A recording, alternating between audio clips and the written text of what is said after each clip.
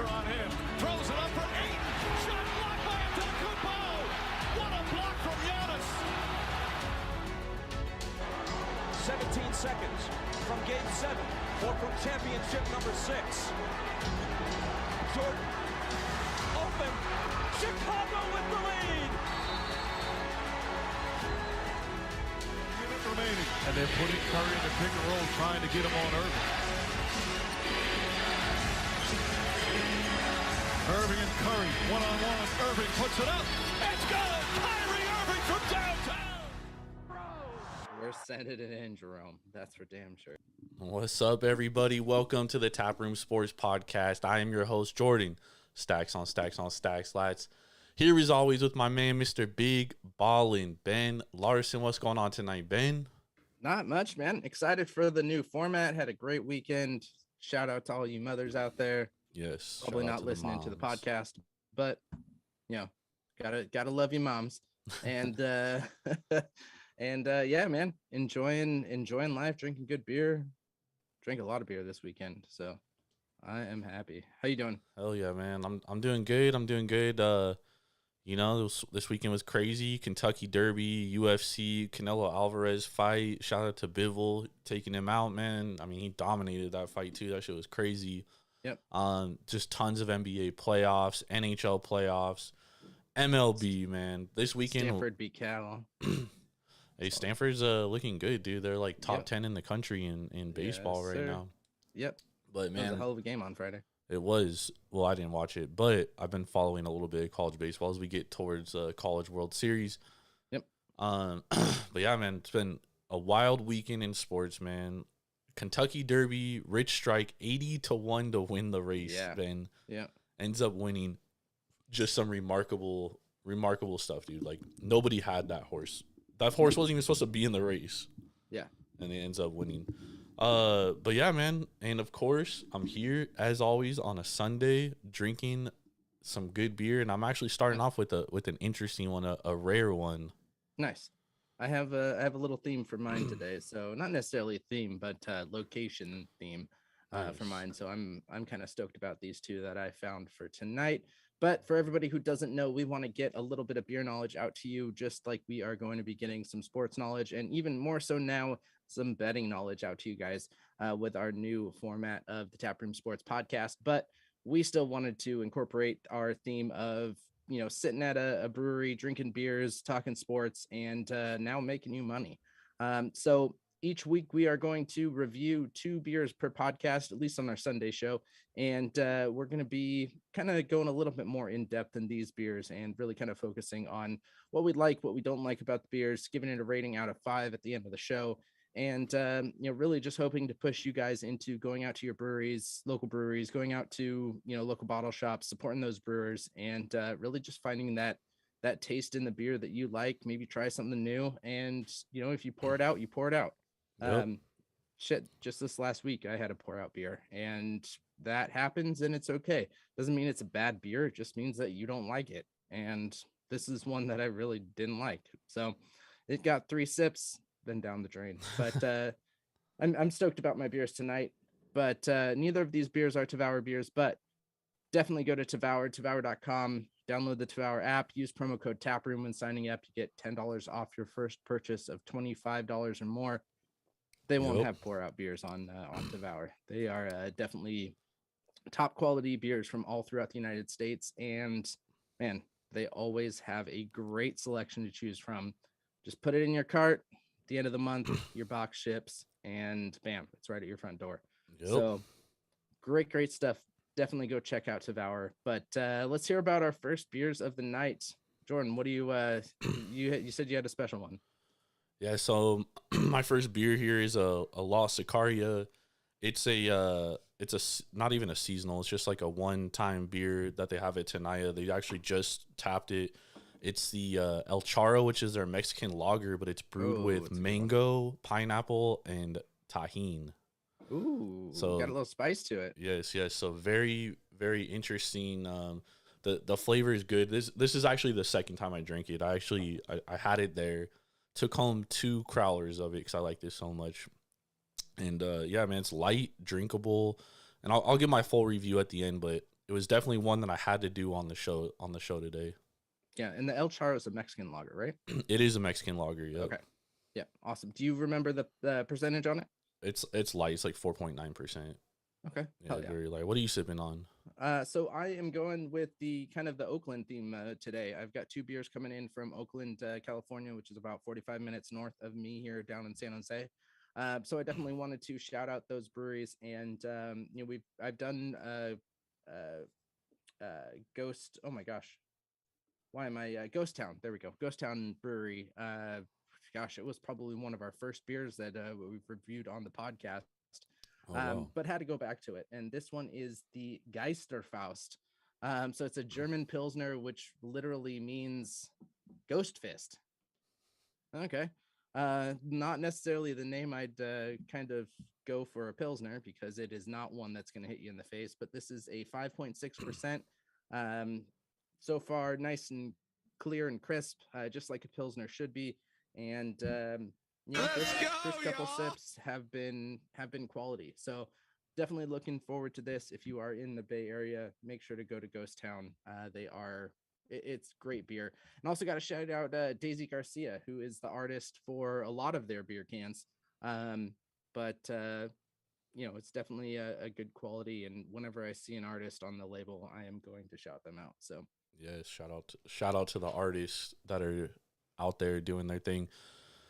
But Ben, like I said, we had a lot of sports going on, and so we got a lot to dive into here. We're also going to be previewing a few games on tomorrow's slate, and then getting some best bets as well to get y'all some money. Yep. Sound good? So let's hop right into it. We got NBA playoffs. All right. So right now, 2 of the series are tied 2-2. Those are the series that we just had today. Philadelphia goes in, or I should say Miami goes into Philadelphia, loses 2 with Joel Embiid coming back. Yep. And then Phoenix, same thing, goes into Dallas. A series in which I thought it looked over in Phoenix. And, Dallas handled business. They took care of business at home.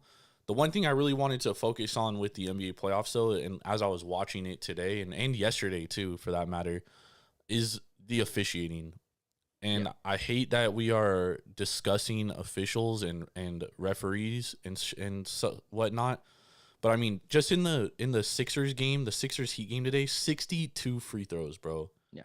Yep. And then yesterday in the Bucks Celtics game, the Celtics outshot the Bucks in free throws, doubled them up, and then for the final 16 minutes of the game, the Bucks shot 0 free throws and the Celtics shot 17. I mean, like I said, dude, I hate talking about officiating, but the NBA obviously has a fucking issue with the officials right now, and it's something that they have to clear up. Yeah. Yeah, and I want to say it's been iffy in all 4 series, at least in the second round here. It's just the Dallas game today was a fucking joke. It was. It definitely was. And the problem is that it's now kind of affecting the games. And we see so many different times where, because of a bad call or two, the whole kind of game can sway. And, I've been more so focused on the Western Conference games, just because as a big Warriors fan, those are the ones that I'm watching, and have seen it in the Warriors series, but have really seen it in the Phoenix and Dallas series. And I think that's part of the reason why we are tied 2-2 in that series, because there has been some officiating that has really happened in opportune moments for Dallas. Dallas has definitely played a better last 2 games than they did in their first 2, but there have been some timely calls that have really just stifled Phoenix. Well, I mean, and Chris Paul was basically fouled out in the beginning of the third quarter today. So I mean, you take away their second best player, it's gonna have repercussions. Yeah. Aside from that, though, I do think that Phoenix, they kind of were going away from what was making them successful in the first 2 games, and we talked about it on Thursday's show, and why I picked the Suns, and we both picked the Suns to win Game 3. And I just said, Dallas doesn't have the personnel on their team to counter what what Phoenix was doing. And now they're not punishing Luka on the defensive end. And also DeAndre Ayton, they've completely gone away from him. Like, they're not getting him the ball where he could be effective. And it's kind of, you know, they're just firing up threes. They shot 44 threes today. Or no, I'm sorry, that was Dallas. They shot 25 threes today, only made 9 of them.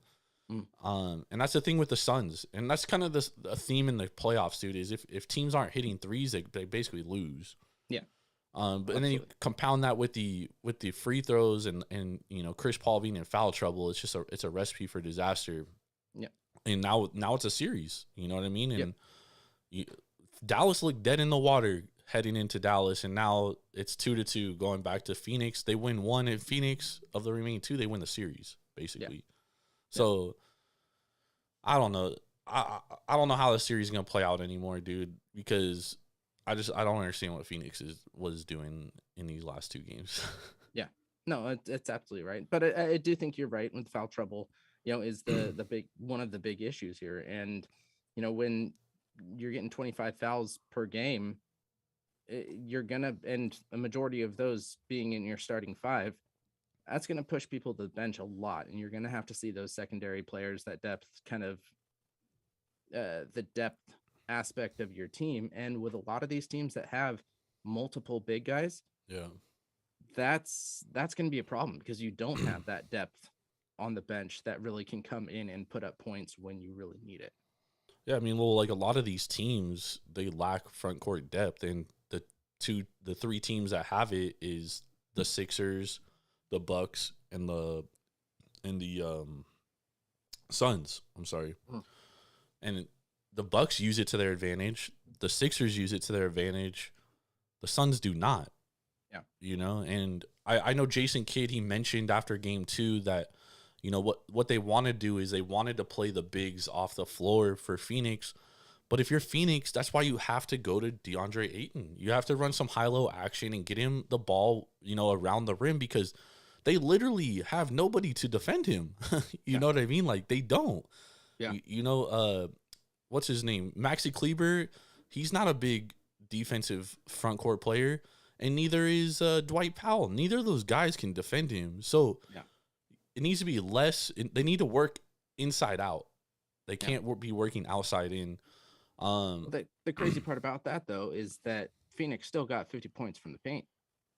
Yeah, and a lot of it's on basically like layups, and then and like offensive rebounding, dude. They had a lot of offensive rebounds today. Yeah. 12 offensive boards. So, I mean, you know, that's a big thing. And usually if a team wins the offensive rebounding battle, they usually win the game most of the time. Not the case today. You know, it could be officiating. Who knows? Yeah. But you also can't let Dallas score 23 pointers. Yeah, no, I mean, but I mean, some of the shots Dallas was making were like, they were tough shots, dude. It's not like they were fucking wide open. Like, they were making some difficult shots.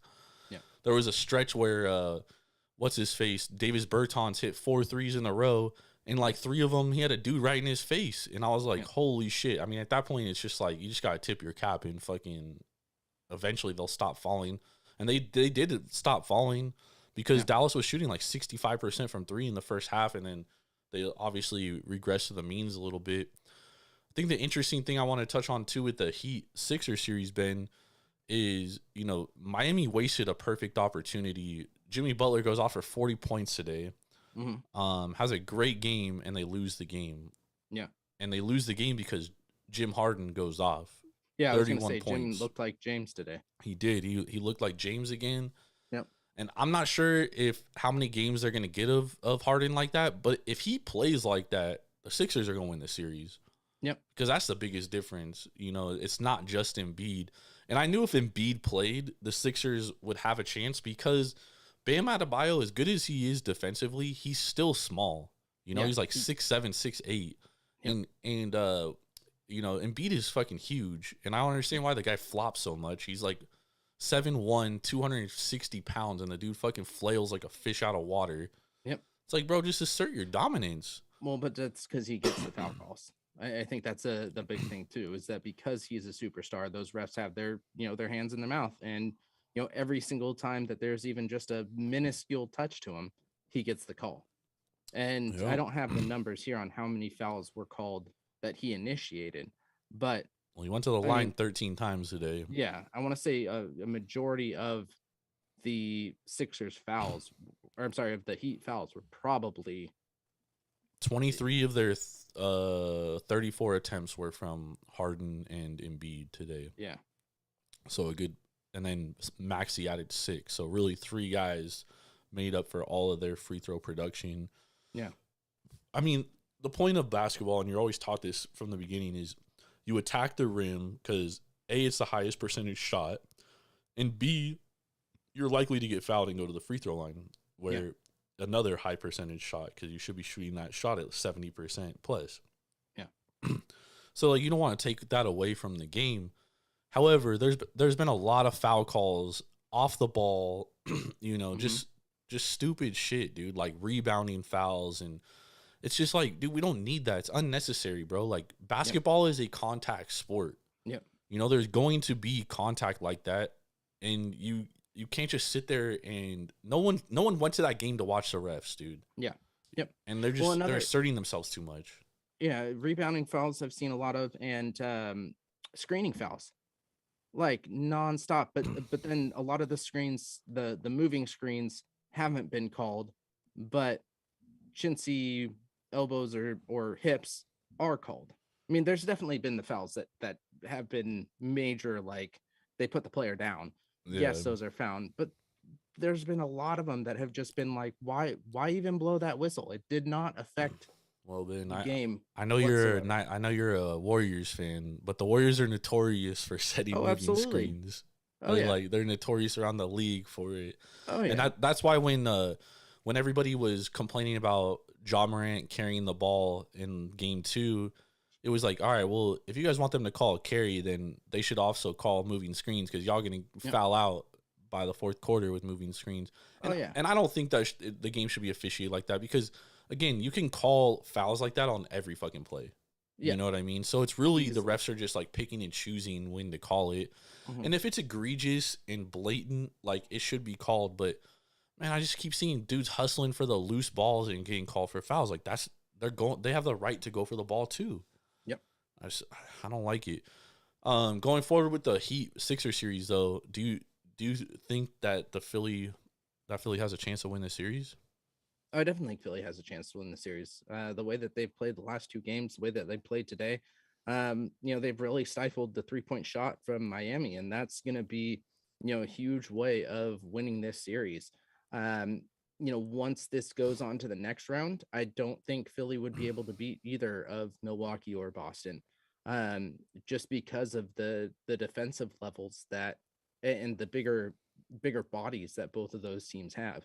And they're going to be able to isolate Embiid and really kind of take him off his game. I just don't see Miami doing that. I like you said, Adebayo is big, but he's not that big compared to Embiid. And, Bam just gets thrown around a lot. And they have to double Embiid, which is opening up a ton of stuff. That's why Jim Harden kind of went off today, because they were doubling up Embiid, and he had a lot of, open opportunities or one-on-one opportunities. Yeah. So I definitely think if they continue to play strong basketball like they did these last 2 games in Philly, I definitely think they can take one of the 2 games in Miami and then come back and either win it at home, or, if they do take that game 7 in Miami, then, one of those 2 will have to be on the road, obviously. 3 games left, but I think they can take one of those 2 in Miami. So I think they'll take it. Yeah, no, I like Philly in this series now. I've said all season long that Miami is very flawed, dude. They're a very, very, very flawed team, because their best offensive player, Tyler Hero, is not good defensively. Their second best shooter, Duncan Robinson, is not good defensively. He hasn't even played a minute in this series. And he's been hurt though, right? No, he's not hurt. Oh, wow. Kyle Lowry's the one that's like battling through injuries, and Lowry looks washed, dude. Like, he does not look good. He went 3 for 10 today, 0 of 6 from 3-point land. He was -1 in the box score. He just doesn't look the same. And then Jimmy Butler, he's only going to give you like 1 game a series, maybe 2, where he plays like he did tonight, and they wasted it. They lost the game. So I'm not very stoked with Miami going forward. Them having home court, I think, can change things, but I definitely think Philly can steal a game in Miami, and if they do, the series is over. Yeah. Philly's gonna win that series. Yeah. What's your thoughts on Dallas Phoenix? Again, after these first two games, I thought, Phoenix had this in the bag, but seeing the way that they played these last two, it's definitely going to be an interesting series. I think it is going to go 7, but I think Phoenix will definitely take this. They're just the better team, better depth, better movement without the ball. So I definitely like what Phoenix is doing. Yeah. I think when we get into crunch time, it is just going to be, the Luka show. And as we saw in the first two games, that doesn't work. He needs to spread that ball around. He needs to get everybody active in the game. And I just don't think that's going to happen, especially when they're going to play 2 more of these in Phoenix. So I think Phoenix will take it probably. I mean, it may be 6, but probably 7 in my eyes. Yeah, I mean, this series has really been the battle of the role players because the first 2 games, Mikal Bridges, Jay Crowder, DeAndre Ayton, Cam Johnson, they were a lot better. In the last 2 games, you've seen Spencer Dinwiddie, Davis Bertans, you've seen Jalen Brunson. They've stepped up. Even Maxi Kleber has stepped up and hit some big shots. So I think this series is really going to come down to who will offset their stars. And for Phoenix, they obviously have 2 of those guys. For Dallas, they have 1 of those guys. Yeah. So it's more important for Dallas to get more guys going. I do think that Jason Kidd kind of found something, though. He's giving Luka more spells, so he's not playing 45 minutes a game, which I think is saving him for the fourth quarter. Because really, that's what killed him in game 2 was that Luka was just dead tired by the fourth quarter because he played the whole fucking game. Yeah. So if they can get away with Luka not playing 40 minutes a game, I think that only bodes well for Dallas. I mean, at this point, I wouldn't be shocked if Dallas won this series, especially if Phoenix doesn't get back to what they were doing games 1 and 2, dude. They have to. Yeah. Well, they have to stay out of foul trouble. They do. That's a big thing. All right, we're gonna touch on the next 2 series, the last 2 series a little bit more later as we preview them for Monday. So let's talk about some NHL series, Ben.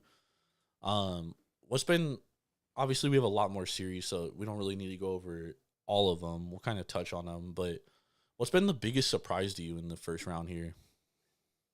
I mean, first round, we've really had a lot of teams that have, a lot of these kind of lower level teams really just kind of, stand up and take more games than I definitely thought we were going to see. I mean, we've got, really the only blowout series is really going to be, your Colorado series. But, the way that the Kings have come out against the Oilers, I mean, we talked about that a little bit last time.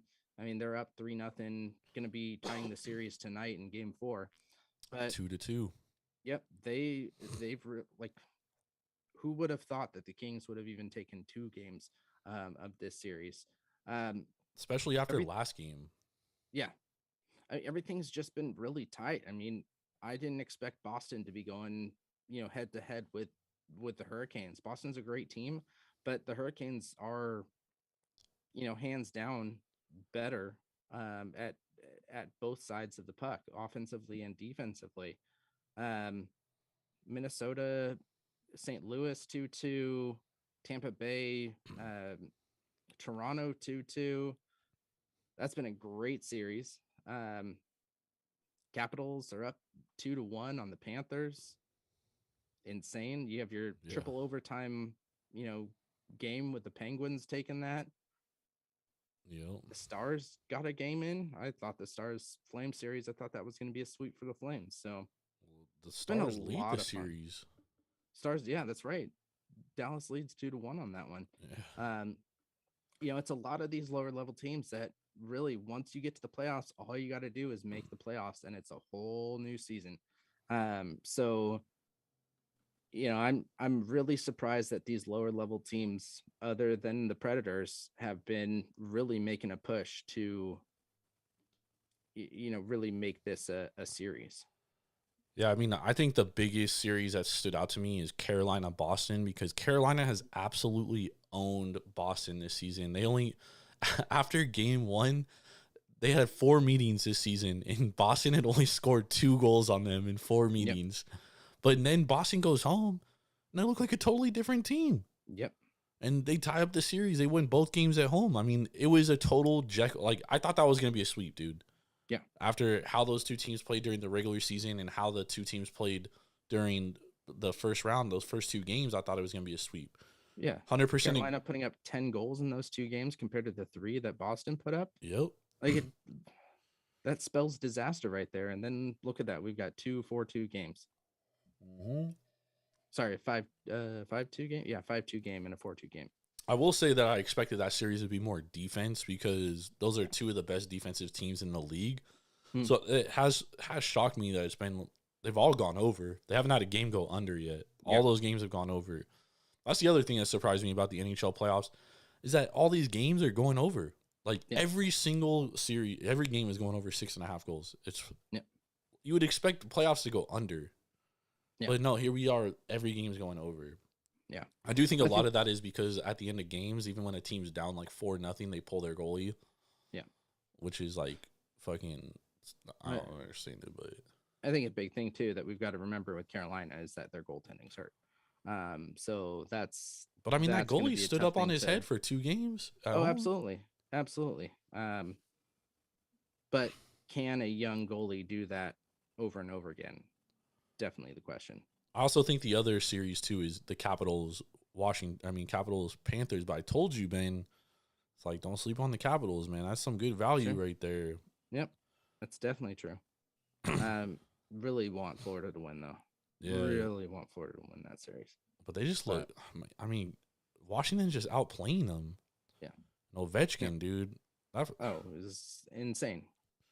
That dude is unreal, man. Yeah.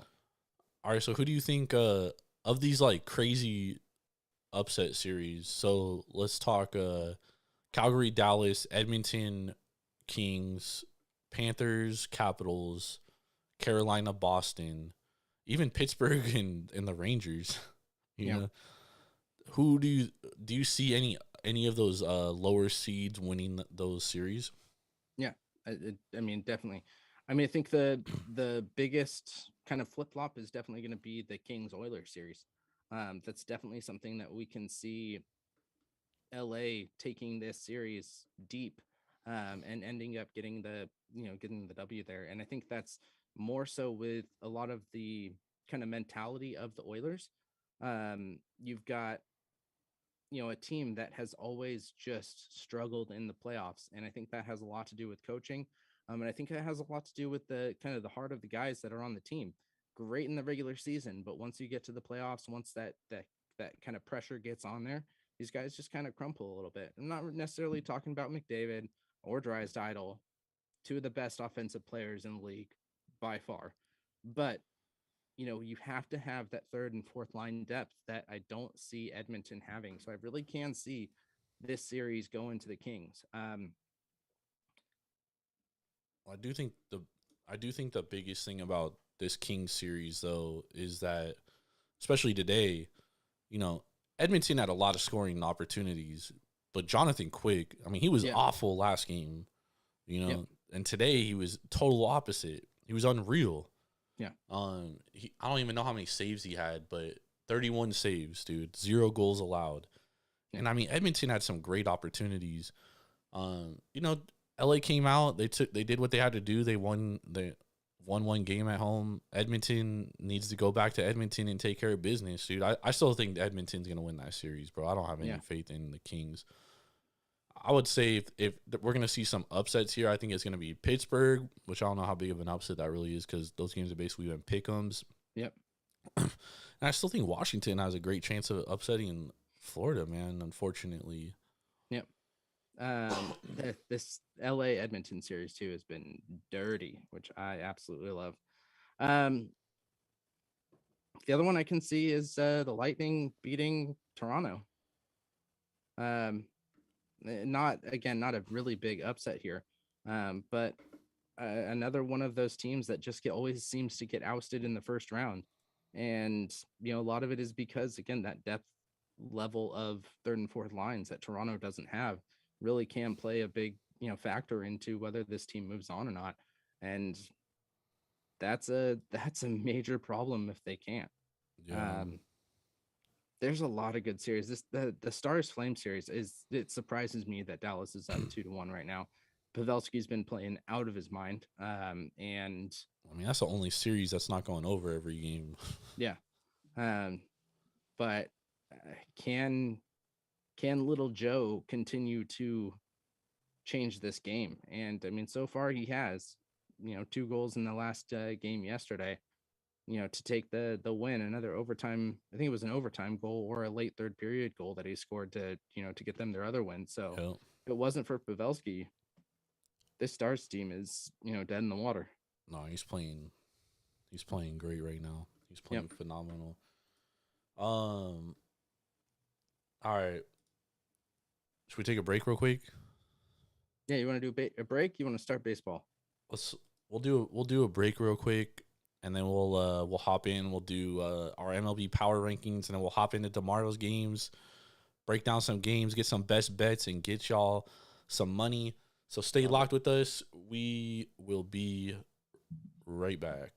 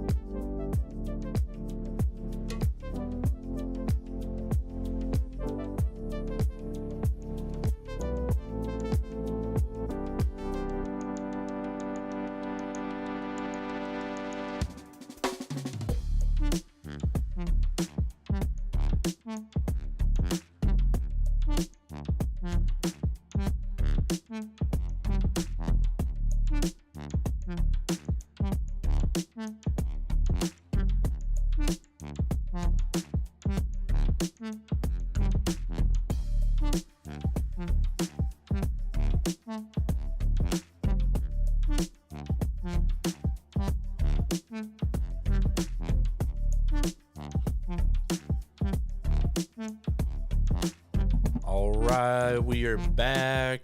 Welcome back. Thank y'all for letting us get a little break in there. We got a lot to hop into here. Should we start with MLB, or you want to do your second beer, Ben? Are you still sipping on your first beer? I'm still sipping on my first, so let's start with that. Let's do MLB, and then we'll get into our second beers. All right, Major League Baseball, Ben. What a time to be alive. What's your top 5 teams of the week? All right, top 5 Your teams power of the week. rankings. Yeah, got a little bit of movement here from last week. So we are going to. Last week I had the Dodgers at number 1, Mets at number 2, Giants at 3, Toronto at 4, and Seattle at 5. Had a lot of teams that were kind of in that honorable mention, aspect, and they have a few of them have moved up, few of them have moved down. So we are going to start at number 10. We're going to go with Milwaukee.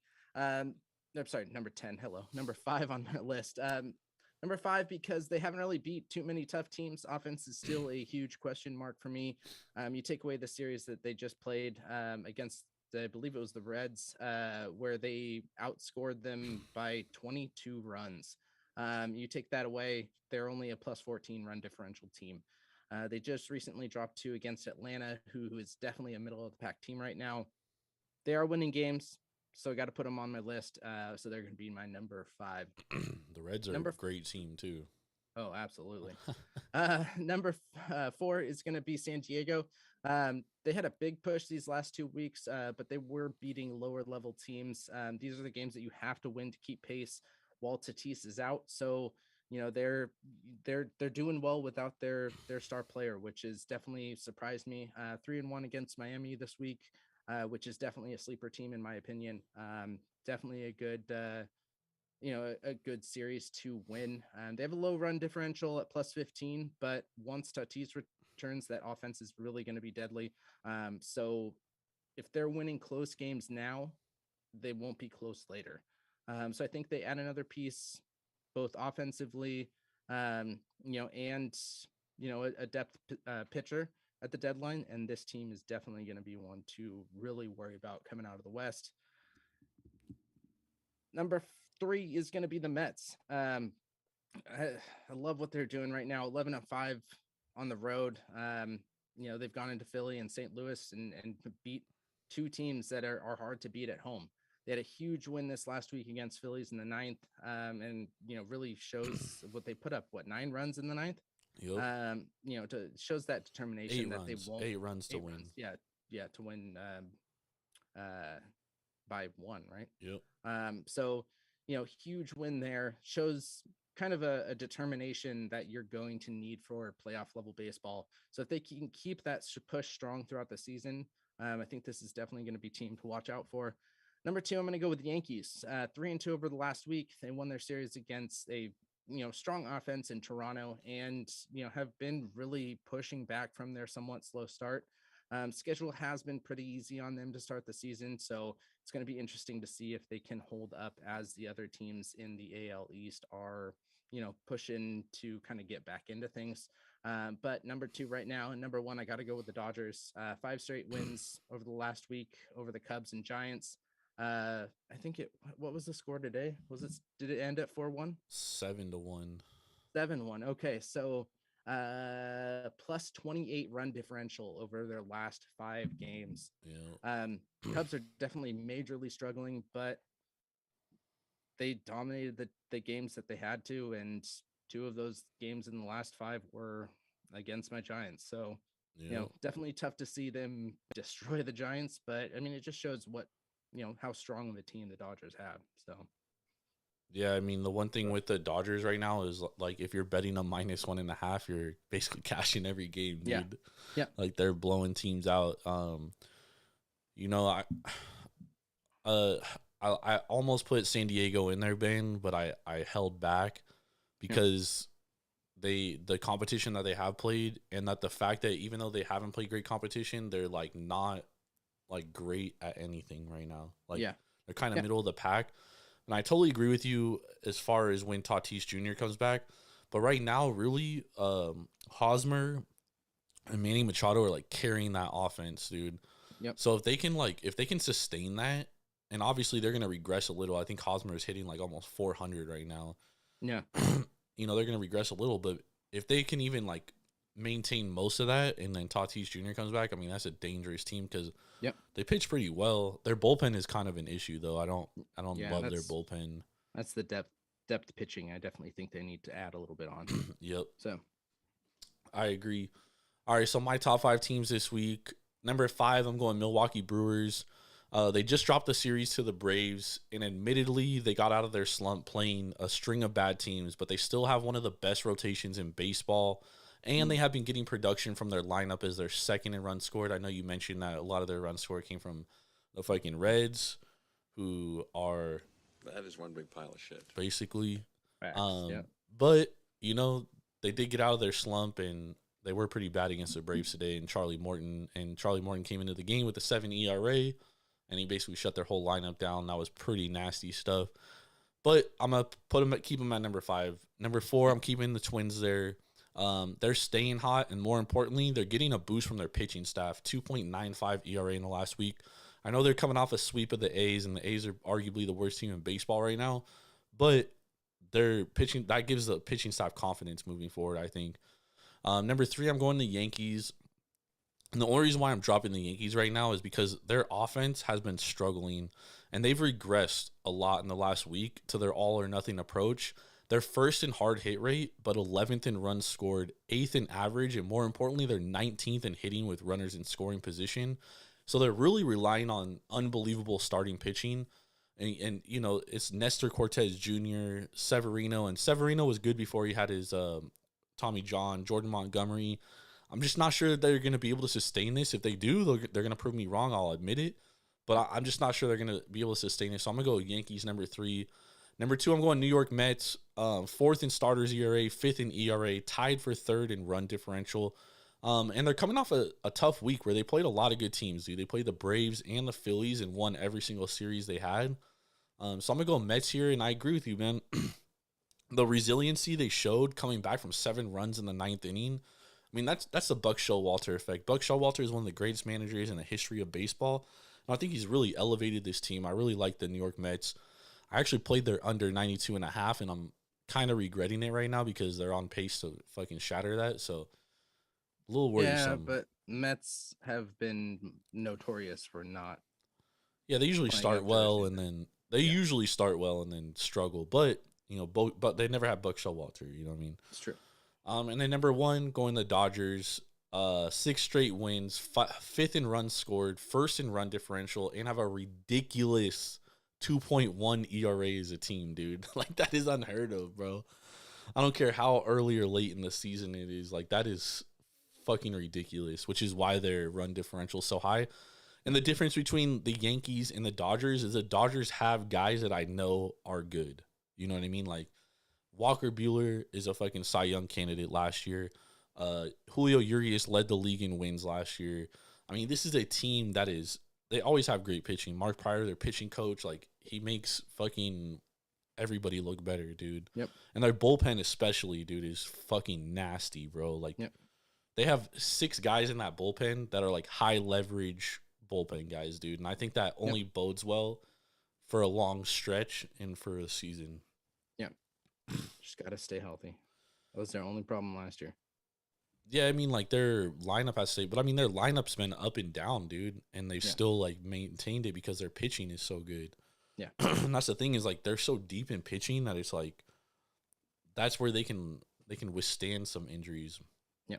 Maybe not so much if they, like, lose Walker Buehler, but I mean, they're going to make a deal at the deadline, dude, for a starting pitcher. Absolutely. All right, well, let's move into beer number 2 before we take a look ahead at tomorrow's games. And it is, you want me to go first since you just finished off your last one? Yeah, go for it, man. Okay. So I did my second beer is also going to be coming from Oakland, California, and this one is going to be called Find Me Under the Oak Tree. This is a hazy IPA. This is coming from Oakland Unified Beer Works, and this is the first time I've actually had a beer from Oakland Unified Beer Works. It's the first time I've heard of Oakland Unified Beer Works. So I am excited to try this one. It's a 6.8%er. It boasts of its fruits, orange, pineapple, lemon, citrus peel, and it uses lemon drop, sultana, and Styrian wolf hops. So I'm excited to try those because I think I've had sultana once, but that's pretty much it on the hop kind of wise. This is the first can that I noticed when I was looking at beers for today, strictly because of the can art. This They do not list the artist, but it was one that kind of caught my eye, so I knew I had to get it. And then seeing that it was from Oakland, I'm like, fuck it, I'm gonna do Ghost Town too. So we got 2 beers from Oakland. We'll see how this one goes. Nice, man. Love it. Love it. My second beer, I'm going with a Hazy Leafy Greens, a Dabalicious New England style IPA from one of our favorite brewing companies, Revision Brewing Company. Mm-hmm. That one's good. I was going to say, I think you're the one that had this one. I don't think I did. I think it was you that had this one. Yep. Because when I like pulled it out of the fridge, I was like, hold on, did I do this one? I don't think I did. But now it makes sense. I think you did it, Ben. Oh, this beer smells incredible. Oakland Unified. Oakland Nicely Unified. This one's coming in at a 7.25. I love my hazy IPA, so very much looking forward to this. Every time I get like a weed type beer, though, Ben, it never really satisfies the palate. Yeah. As far as like trying to get that flavor, so looking forward to this one though. I just had one the other day. I want to say I sent it over to you. Let's see if I still have it up. I want to say it was an Elysium. Oh yeah, you did. You did. It was like the fucking. Let me see. I have it. I know it's easily found. Yeah, Elysian Dank Dust was. I mean, it literally tasted like you were drinking weed. So definitely one that you should try. Nice, man. Nice. Looking forward to that one. All right, let's hop into these games tomorrow, Ben. So let's start out with the NBA playoffs. We'll start it out with Celtics, Bucks. Right now, Bucks -1. You can also, I'm seeing a pick 'em at some books. It's kind of like all over the place depending on the book. So depending on who you like, I think you can get some good value here. You want me to start off on this game? I mean, I would take that point and run with it all day, every day. For Boston? No. Sorry, the point towards Milwaukee, win by point. Yeah. I don't understand why it is so close, especially with Milwaukee being at home. It's like, yes, Middleton is out, but what has showed us? Well, I mean, Boston blew him out the fucking watering game too. Yeah, but then Milwaukee comes back, wins by 2. Milwaukee blew him out of the water in game 1. I just don't necessarily see how at home Milwaukee isn't going to be winning this game. Yeah, I mean, I think the biggest thing here is that I think there's a couple ways of looking at this series. I think the first way of looking at it is Tatum was awful in game 3, right? He was atrocious. There's no way he has another bad game like that. So if you're backing Boston, you're really relying on that. Okay, Tatum's not going to play that bad. But at the same time, I mentioned earlier the free throw differential and how Boston went 17 minutes in the final 17 minutes, out shooting the Bucks free throws 17-0. 16 minutes, I'm sorry. 16 minutes, 17-0 free throws. That's not going to happen. You know what I mean? And Milwaukee didn't even play great aside from Giannis last game, and they won. So I think Milwaukee at some point, these guys are going to have to start knocking down threes. Pat Connaughton, Drew Holiday wasn't necessarily good last game. He's got to play much better. But me, as a Bucks fan looking at it, I'm like, yo, we won this game without Chris Middleton, and everybody played like shit except for Giannis, and we won this game. Yeah. Because they're playing elite level defense right now. And as long as they continue playing defense like that, I like the Bucks to win this series because they have the best player on the fucking planet on their team in Giannis Antetokounmpo. What I really like is the under here. Yes, I was going to say that as well. Under 212.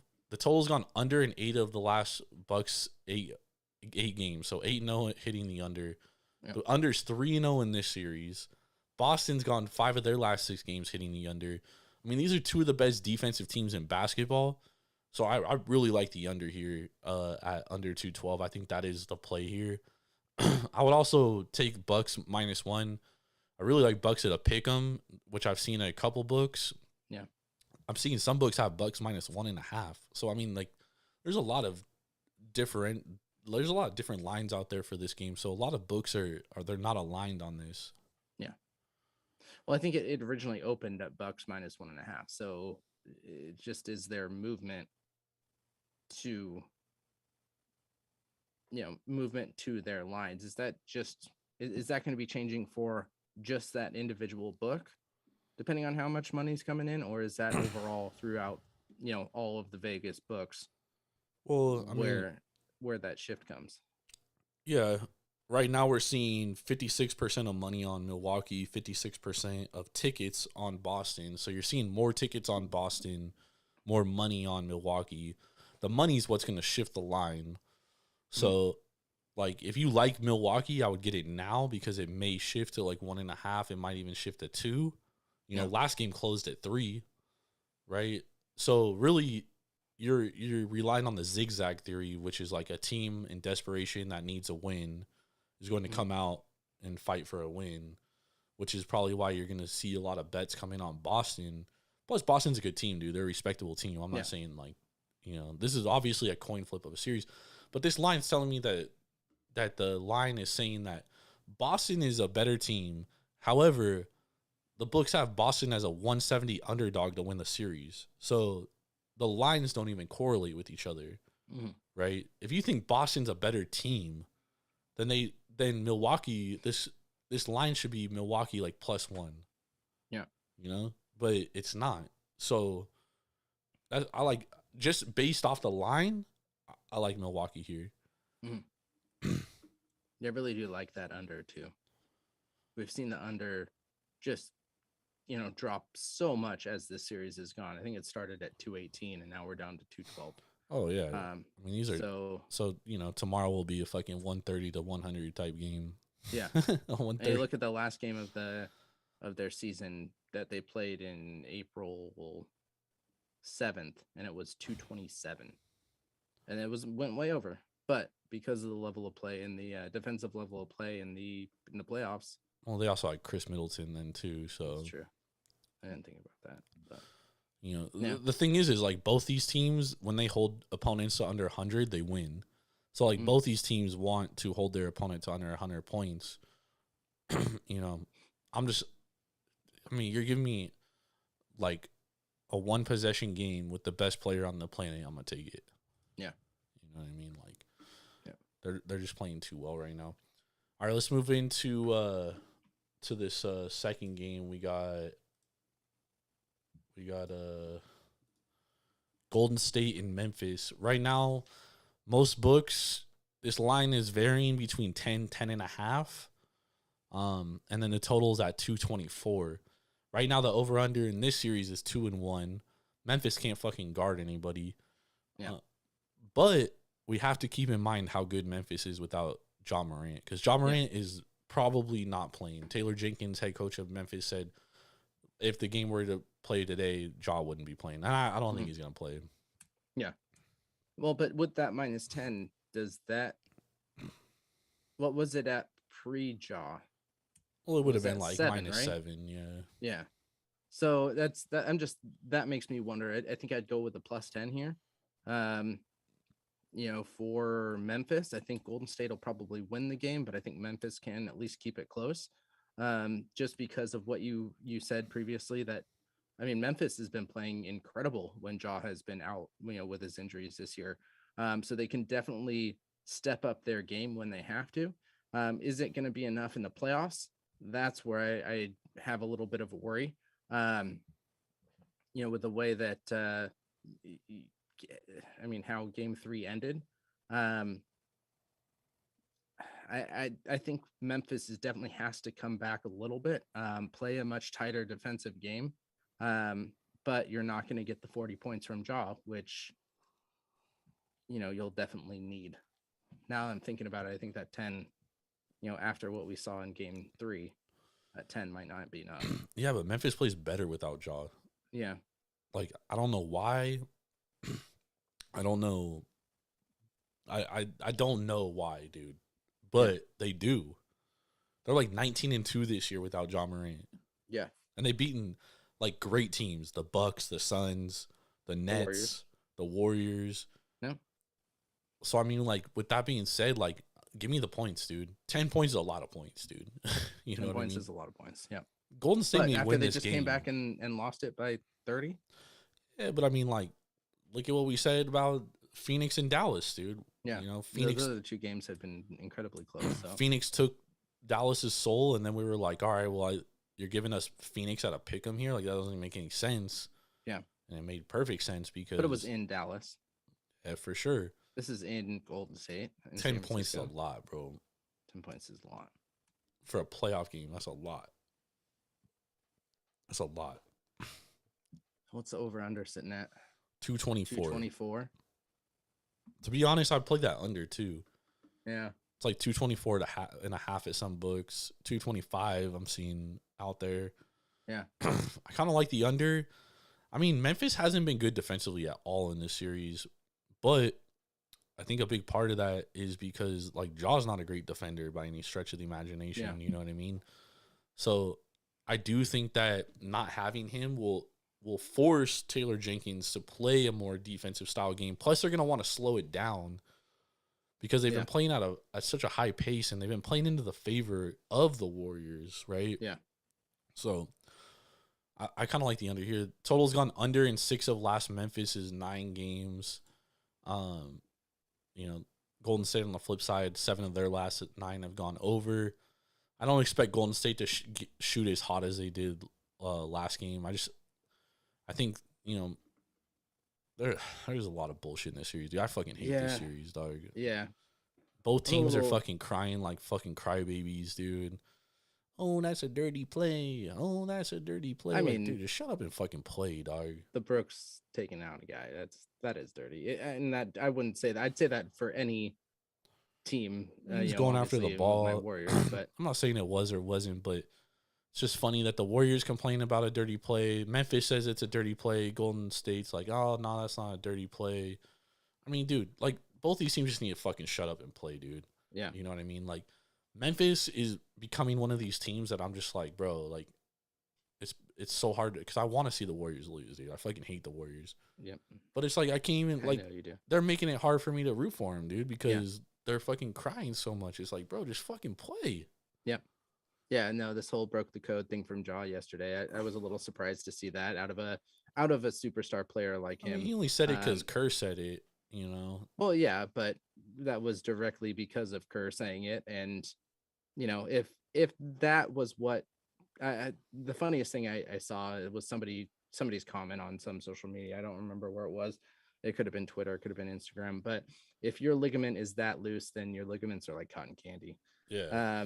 And it's 100% right. I mean, that wasn't you better have stronger ligaments than that. I know you can tweak things, but well, I mean, I don't think that Jordan Poole is like purposely trying to hurt him, dude. But I mean, it is pretty weird that he like grabbed his knee and pushed him the opposite way. It's but that's not enough. It's not, but like I'm not saying it's dirty. I'm just saying like there's no way to like how can you prove intent, dude? You know what I mean? Like there's no way to prove intent on that, and that's why it's like shut up and play, dude. Like It sucks you got hurt, bro. You could have got hurt on another play, and I could have just like, you know. Well, yeah, and he dove for the ball the play before, and who knows if that was where it was tweaked. Who knows? You know. Yeah. It's crazy. But give me the points here, dude. I like the points. Yeah. Not best bet material. I probably won't play anything from this game. I'll probably play it live. I'm probably gonna stay away from this game. I'll probably play it live like I did on Saturday when the Warriors got down. I took the Warriors money line and cashed out. So I'll probably do the same thing here. I'll probably just wait to play it live and see how it's going. Don't really love the line, but if I were to take something, I would take the points. Yeah. All right, let's move over to this hockey game, Ben. The Rangers heading into Pittsburgh. Right now, Pittsburgh leads the series 2-1. Right now, Rangers slight favorite, -115 at most books. Pittsburgh slight dog, -105. Over unders at 6. What do you think about this one? I mean, this is tough. I want to say that the Rangers are going to come back and at least make this a series. these games have been really close, and you've got the triple overtime, goal that Pittsburgh scored. Um, Rangers then come back and win 5-2. The 7-4 game was definitely a lot closer. I think they got 2 empty net goals. It was 5-4 going, with a couple minutes left in the third period there. Yeah. And you've got to be worried about the goaltending of Pittsburgh here. They've had young guys absolutely stand on their heads because you've got Tristan Jarry out, and now you've got DeSmith out. So how long can this young goalie really make a difference? Shesterkin is incredible. Georgiev is a great backup goalie for them. So I want to say that we do see the Rangers come back and tie the series up 2-2. Defensively, the Rangers are a better team. Yep. Pittsburgh does have, I'd put better scoring, but it's not by much. Right. I think the big thing is that Pittsburgh has just been here and kind of understands what it takes to win. I think the Rangers are definitely going to kind of step this up. Their penalty kill needs to get better. I don't necessarily understand why it has been so low, but really they just got to put pucks in the back of the net. Yep. No, I agree. I also like the Rangers here. I think this is bounce back central. I like when we previewed these playoffs, like we both said, like this is probably gonna be the closest series in the East, and it's kind of playing out that way. Yeah. Yeah. I mean, I like the Rangers here, dude. They have to even this series up, and like you said, like it wasn't like they got killed last game. The score kind of doesn't really define like how that game was because they did allow 2 empty netters. So I like the Rangers here. I like them to even it up and head back to New York tied up 2-2. So give me the Rangers. I'd also play the over 6 just because every fucking game is going over in the NHL playoffs. So at this point, auto over bets in NHL, dude, until otherwise proving wrong, dude. Yeah, and I mean you're not going to get great value here, but plus, well, I guess things have kind of swayed a little bit. Why am I seeing plus 1.5 for the Penguins? Yeah, no, they're the dogs, so they're plus 1.5. Oh yeah, okay, never mind. But I mean, it's like minus what 200 to something. 250. Yeah, it's not even worth it, dude. Not worth it. I would not go with that minus 1.5 until you're mid game and you see how this is going. You always have to remember that there's going to be an empty netter. Well, highly likely that there's going to be an empty netter. If you like the Rangers, I think it makes sense to put like a half unit on minus 1.5 just because it's such good value, and then also bet it money line. You know what I mean? Yeah. Then you can kind of hedge your bet in game. Yeah. When you've got about 10 minutes left in the third, if you've got the Rangers up by a goal, pop some. I definitely do a live bet in for that minus 1.5 because you've got to account for an empty netter at the end of the game. Yep. Majority of the time that's going to hit. It's going to be a little bit less than you'd see in regular season, but I definitely would be watching that live line. And maybe 10 minutes left in the game, they're up by a goal, push and even up by 2 goals because playoff time they're gonna pull their goalie even earlier, so you can get a big kind of jump there. Yes, sir. That's true. All right, so I think we're kind of aligned on that. All right, Ben, it's that time of the night for our best bets of the day for Monday, May 9th. What are your best bets looking like? All right, so we're going to go start this off with a bet that we didn't really talk about, and this is going to be we're going to go over to baseball, and we're going to see the Brewers going against the Cincinnati Reds. We talked about Milwaukee earlier and the way they've been playing over their last 2 weeks or so, and we've also seen the Reds just absolutely get destroyed these last couple weeks. If we look at the way that the Reds have played, you've got Luis Castillo coming in, who has not gotten a start this year, but we look at the last series that they just played a couple days ago. You can easily take the money line, the run line here at -1.5. These teams just played. The score was 10-5 Milwaukee, 18-4 Milwaukee, 6-3 Milwaukee. So new pitcher, yes, but the way that Milwaukee has been hitting against Cincinnati, I think you can easily take that run line at -1.5. So I would definitely hammer that one for tomorrow. The other game is going to be a basketball score here. And we're going to go with the Bucks +1, -1 at home. I think this is definitely going to be a win for us. I guess I'm taking both Milwaukee teams. But we talked about how good Giannis is and, how bad the rest of the team played in this previous game. I think we can easily get a W here for Milwaukee coming out strong. Boston is a good team, but they played great last game, still took the loss, and I think we can attribute that things are not going to be played at such a high level for Boston. So we'll go Milwaukee -1.5 and Milwaukee -1. Nice, man. All right, my two best bets of the week, or day, I should say. I'm going under first 4 runs, Dodgers and Pirates. Reason why: Dylan Peters is on the mound for the Pirates. He's only had 2 starts, but he's played in 10 games this year.